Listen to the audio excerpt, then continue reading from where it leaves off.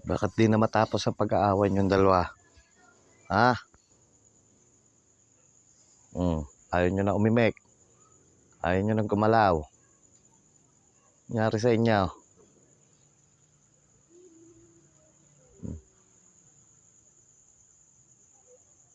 Kanina pa kayo, 2 oras na kayo nag-aaway.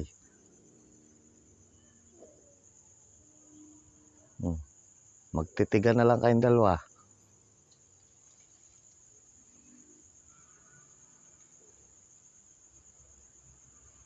You're not moving at all.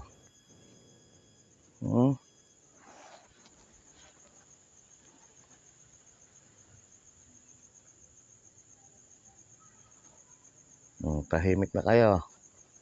Away pa more.